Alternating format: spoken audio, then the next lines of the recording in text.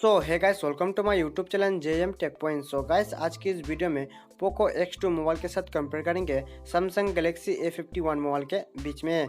Guys, ये दोनों mobile के बीच फुल डिटेल्स कंपेयर करके देखेंगे आपको कौन सा मोबाइल किस मार्केट प्राइस में बेस्ट फीचर्स दे रहा है।